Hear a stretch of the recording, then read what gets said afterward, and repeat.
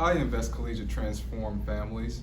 The book I will be reading today is called The Velveteen Rabbit. The Velveteen Rabbit was written by Marjorie Williams. So let's take a look at this good traditional fairy tale story.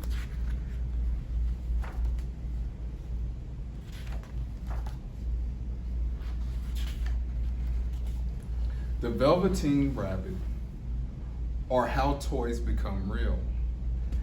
There was once a Velveteen Rabbit, and in the beginning he was really splendid. He was fat and bunchy, as a rabbit should be. His coat was spotted brown and white. He had real thread whiskers, and his ears were lined with pink satin. On Christmas morning, when he sat wedged in the top of the boy's stocking with a sprig of holly between his paws, the effect was charming. There were other things in the stocking: nuts and oranges and a toy engine, and chocolate almonds, and a clockwork mouse. But the rabbit was quite the best of all. For at least 2 hours the boy loved him, and then aunts and uncles came to dinner, and there was a great rustling of tissue paper and unwrapping of parcels. And in the excitement of looking at all the new presents, the Velveteen Rabbit was forgotten. For a long time he lived in the toy cupboard or on the nursery floor, and no one thought very much about him. He was naturally shy, and being only made of velveteen, some of the more expensive toys quite snubbed him. The mechanical toys were very superior and looked down upon everyone else. They were full of modern ideas and pretended they were real.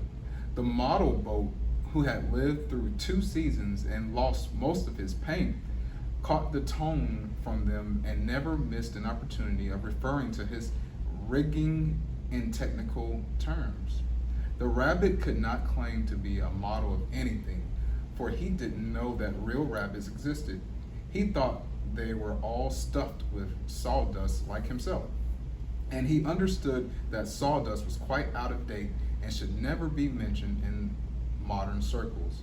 Even Timothy, the jointed wooden lion, who was made by the disabled soldiers and should have had broader views, put on airs and pretended he was connected with government.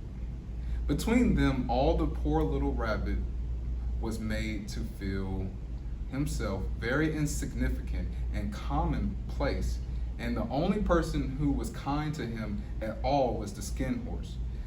The Skin Horse had lived longer in the nursery than any of the others. He was so old that his brown coat was bald in patches and showed the seam underneath, and most of the hairs in his tail had been pulled out to string bead necklaces. He was wise, for he had seen a long succession of mechanical toys arrive to boast and pass away, and he knew that they were only toys and would never turn into anything else. For nursery magic is very strange and wonderful, and only those playthings that are old and wise and experienced, like the Skin Horse, understand all about it. "What is real?" asked the rabbit one day, when they were lying side by side near the nursery fender, before Nana came in to tidy the room. "Does it mean having things that buzz inside you and a stick-out handle?" "Real isn't how you are made," said the Skin Horse. "It's a thing that happens to you. When a child loves you for a long, long time, not just to play with, but really loves you, then you become real." "Does it hurt?" asked the rabbit. "Sometimes," said the Skin Horse, for he was always truthful.